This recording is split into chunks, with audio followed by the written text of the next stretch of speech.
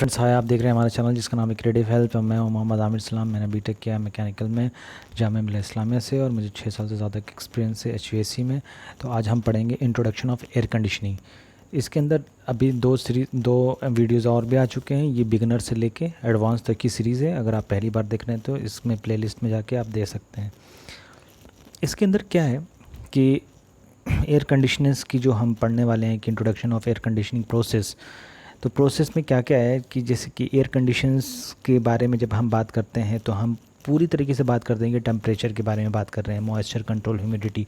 जब हम moisture control या एयर के बारे में बात करेंगे तो हम ह्यूमिडिटी के बारे में बात करते हैं, या सप्लाई और आउटसाइड जो एयर आ रही है, अंदर में आ रही है या बाहर जा रही है, या हम किस तरह से वेंटिलेट कर रहे हैं, तो वेंटिलेशन की बात करते हैं। फिर आजकल अब नया आया है कि हमारे एयरबॉर्न डिजीज़ वगैरह, जिससे एयरबॉर्न डिजीज़ होते हैं, तो हम कहाँ फ़िल्टर लगा रहे हैं, फ़िल्ट्रेशंस कर रहे हैं कि जहाँ से हमारे बाहर से जो वायरस हैं या कुछ भी पोलन ग्रेन वगैरह हैं जिससे एलर्जी हो जाती है, तो हमारे इस घर के अंदर में ये सब एयरबॉर्न डिजीज़ ना हो। एयर मूवमेंट होनी चाहिए जहाँ पे हम लगा रहे हैं। तो यहाँ पे 7 प्रोसेस के बारे में हम बात करते हैं जो पूरी की पूरी एयर कंडीशंस में यूज़ होती हैं। जैसे फर्स्ट प्रोसेस है हीटिंग। हीटिंग का मतलब क्वाइट ऑब्वियस, जहाँ पे हम थर्मल एनर्जी को हीट कर रहे हैं, ठीक है। जहाँ पे कंडीशन स्पेस जहाँ पे भी है for purpose rising the temperature of the space. मान लीजिए कि आप बहुत ज़्यादा ठंडे इलाके में हैं, पोलर इलाके में हैं, और आपको वहाँ तो एयर कंडीशंस का मतलब ये थोड़े ना होता है कि हमेशा ठंडा लगे। एयर कंडीशन की आपकी जो एयर है वो कंडीशन रहे आपके मुताबिक, मतलब आपके लिविंग, मतलब आपको सहने बार आपके नॉर्मल कंडीशंस के मुताबिक वो कंडीशंस रहे। तो हम एयर कंडीशन यहाँ पे एयर को कंडीशन करते हैं हीटिंग के मुताबिक। फिर कूलिंग करते हैं। कूलिंग का मतलब जहाँ पे गर्मी इलाका है वहाँ पे से हम हीट निकालते हैं। वहाँ पे आपकी जो एयर को आपके मुताबिक, आपके सहने के मुताबिक, मतलब जिसमें ह्यूमन एक्टिविटीज़ नॉर्मल कंडीशन में हो सके, वो हम कूलिंग करते हैं। फिर आता है ह्यूमिडिफिकेशंस या ह्यूमिडिफाइंग। ह्यूमिडिफाइंग होता क्या है कि मॉइस्चर को ऐड करना है एयर के अंदर। मतलब कि मान लीजिए कि हमने पूरे स्पेस को हमने कंडीशन कर दिया, लेकिन अगर स्पेस के अंदर हमारा मॉइस्चर नहीं रहा तो हमारी स्किन जो है वो स्किन में क्या है कि सूखी हो जाएगी, क्योंकि हमारा वहाँ पे ये पूरा एक प्रोसेस है जिसमें से हमारी जो लिक्विड होती है वो हायर लेवल से लोअर लेवल फ्लो करने लगती है। तो this is a whole process. So I am not here to define all this things. या डिह्यूमिडिफिकेशंस, या हमने ऐसा नहीं होना चाहिए कि हमारा ज़्यादा वाटर हो तो वहाँ से हम वाटर को रिमूव कर लेते हैं और मेंटेन करते हैं कि हमारा RH वैल्यू, जैसे रिलेटिव ह्यूमिडिटी कहते हैं। बाद में मैं बताऊंगा 50% या 55% प्लस माइनस, ये बाकी बात है, लेकिन यहाँ पे प्रोसेस के बारे में बात चल रही है।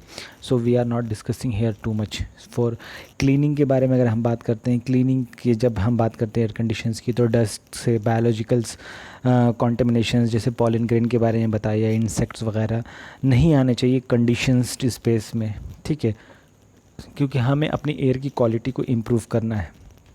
फिर हम करते हैं वेंटिलेटिंग। वेंटिलेटिंग का मतलब होता है कि एयर का आना जाना हमारा बना रहे, क्योंकि अगर मान लीजिए कि अगर आप किसी भी एयर रूम को अगर कंडीशंस कर देते हैं, बंद कर देते हैं और उसमें एयर कंडीशन चला देते हैं, तो जो एयर है अगर आपने छींक दिया या आप बाहर से आए तो आपने तो कॉन्टेमिनेशंस जो भी पार्टिकल्स लेके आए, लेकिन वो जा तो नहीं रही ना बाहर, तो वहाँ की जो एयर की क्वालिटी बहुत ही ज़्यादा ख़राब हो जाती है। तो इस वजह से हम यहाँ पे वेंटिलेशंस करते हैं। हम कुछ परसेंटेज बाहर से एयर डालते हैं और उसे एक्सचेंज में डालते हैं।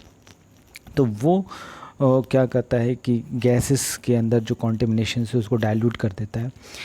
और नेचुरल वेंटिलेशन या मैकेनिकल वेंटिलेशन से, नेचुरल वेंटिलेशन जो है जो नेचुरल ड्राफ्ट, जैसे कि जब हम अपना खिड़की खोल देते हैं। अब मैकेनिकल वेंटिलेशंस जैसे कि हम फ़ैन वगैरह लगा देते हैं, एग्जॉस्ट फ़ैन लगा देते हैं, तो वहाँ पे एक मैकेनिकल वेंटिलेशंस यूज़ होते हैं।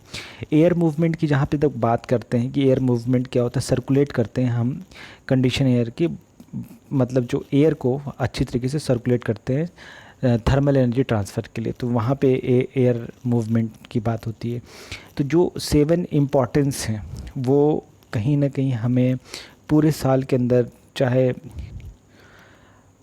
जहाँ पे हीटिंग रिक्वायर्ड है नहीं है, या कोल्ड एरिया जहाँ पे हम कोल्ड एरिया में जहाँ पे हम ठंड गर्मी देते हैं, ठीक है। तो इस तरीके से ये कहीं पे किस तरीके से, जैसे कि अगर हम बात करते हैं कि जहाँ जहाँ पे जैसे रिक्वायरमेंट है उसके हिसाब से हम एयर कंडीशंस को वहाँ पे इनपुट देते हैं। जैसे मान लीजिए कि मैंने पहले बताया कि अगर जहाँ पे मुझे डिह्यूमिडिफिकेशंस की रिक्वायरमेंट है तो हम डिह्यूमिडिफाइड करेंगे, अगर हम गर्मी की रिक्वायरमेंट है तो गर्मी देंगे, ठीक है।